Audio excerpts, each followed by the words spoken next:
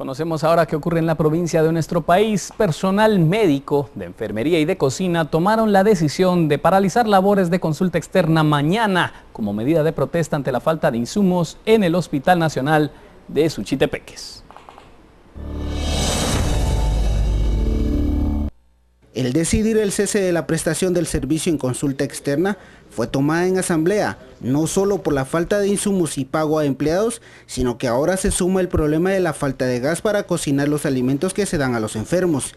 Y si esto fuera poco, el personal de cocina también notificó que ya no cuentan con crédito para pedir productos alimenticios, más una deuda que no se ha pagado al proveedor de pollo. Miembros de la sociedad civil manifiestan que no caerán en el juego del Ejecutivo para retener los fondos de los ministerios y así presionar al Legislativo en la aprobación de préstamos. Además, hicieron un llamado a los presidentes de los COCODES para que apoyen al Hospital Nacional y que de ser necesario prepararán los alimentos con leña. Y las acciones realizadas por empleados de salud ante la falta de pago de salarios y carencias en el sistema de salud en Huehuetenango llevó a los sindicalistas a tomar las instalaciones de la Superintendencia de Administración Tributaria en ese departamento. Por eso enlazamos vía telefónica con nuestro compañero Gustavo López, quien nos da más detalles a esta hora. Gustavo, buenas tardes. ¿Qué sucede al respecto de esta toma?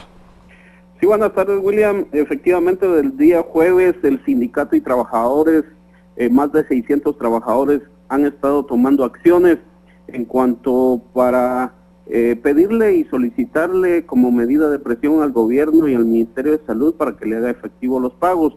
Alrededor de 4 a 6 meses son los que se les adeuda a los trabajadores, por lo que el día viernes anunciaron que hoy a tempranas horas, específicamente a las 7 de la mañana, tomarían las instalaciones de la SAT, lo cual hoy se cumplió. Por supuesto, la manifestación se dio, los trabajadores de la SAT pues no se hicieron presentes, todavía permanecen los trabajadores y sindicato de salud en las instalaciones de la SAT. Sin embargo, en conferencia de prensa argumentaron que tomarán seguidamente las instalaciones de gobernación si no se les hace efectivo el pago, y si no se les hace efectivo el pago, también argumentaron que saldrán a las carreteras, específicamente a la ruta interamericana que conduce a la frontera con México, a bloquearla hasta que este pago se les haga efectivo. Fue lo que dijeron y lo que comentaron el día de hoy en la toma de la SAT. Gustavo, una pregunta, ¿tienes algún dato de cuánto es lo que se les adeuda a estas personas de salud? Por ejemplo, acá en la capital hay personas que sufren ya de la deuda de 2 meses, otros de 5, otros de 7. En este caso, ¿tienes algún detalle al respecto? Sí, efectivamente, de los 600 trabajadores, a la mayoría se le debe dentro de 4 a 6 meses, a otros se les debe de 6 a 8 meses y hasta 9 meses ha llegado la deuda de estos salarios. Por lo que algunas madres de familia argumentaban que ya no tenían ni para el pasaje, ni siquiera para darles alimentos a sus hijos, por lo que vivían una crisis en esta situación y le hacían el llamado al gobierno para que tomara conciencia y por supuesto pudiera hacer efectivo los pagos.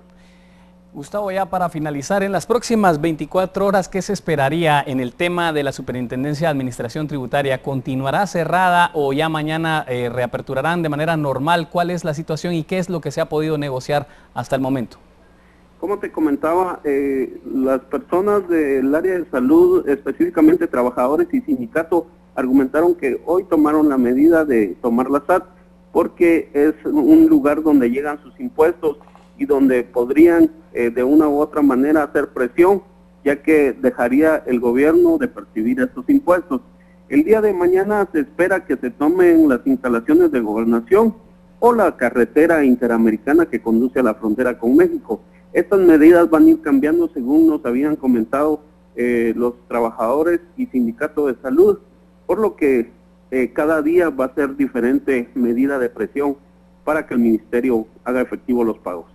Muy bien, gracias Gustavo por este informe completo desde Huehuetenango. Y entonces estuvo cerrada la Superintendencia de Administración Tributaria debido al paro de labores que realizaron trabajadores del Sindicato de Salud, que anuncian nuevas medidas, tal como usted lo escuchó con nuestro compañero Gustavo López. Vamos a cambiar de tema y ahora vamos a Cantel, en Quetzaltenango, que ha llegado a ser el municipio 74 en realizar una consulta comunitaria en cuanto a permitir o no la operación de empresas mineras. Veamos a continuación los resultados. El no a la actividad minera en Cantel prevaleció en la consulta comunitaria. De los 23.827 habitantes consultados, la gran mayoría, que fueron 23.931, se inclinó por no permitir las operaciones de empresas mineras. 297, que representan un poco más del 1%, votaron nulo.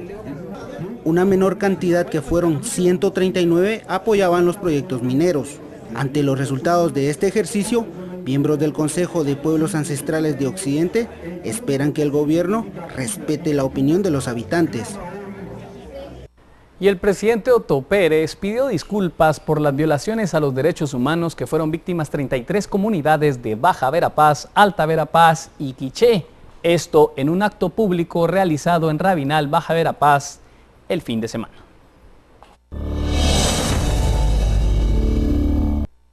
Y esto lo hago en nombre del Estado de Guatemala, pidiendo esas disculpas. Acepten ustedes estas disculpas del Estado de Guatemala, del presidente de la República, para que sanemos esas heridas en nuestro corazón, aunque no vamos a olvidar.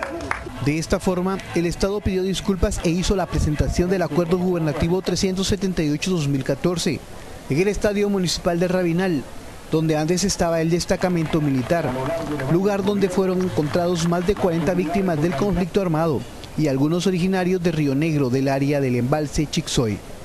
Han sido más de 30 años de sufrimiento y ahora están esperanzados.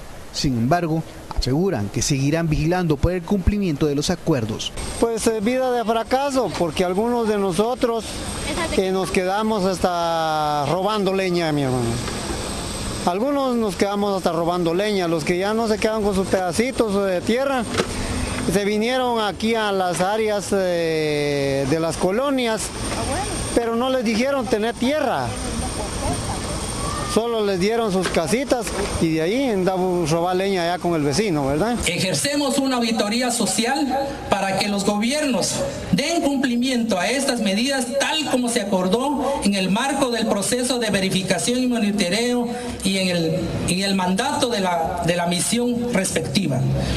Al Banco Mundial y al Banco Interamericano de Desarrollo, como una forma de resarcir su complicidad y responsabilidad en las violaciones a los derechos humanos, en el caso Chixoy, le expresamos que deben asumir su parte en las medidas del plan de reparación a favor de las comunidades con fondos no reembolsables. La comunidad de La Campana en Chicamán, Quiché, es la única que no tendrá beneficio de la restitución de tierras, por lo que piden 24 millones de quetzales, algo que el INDE se niega a pagar.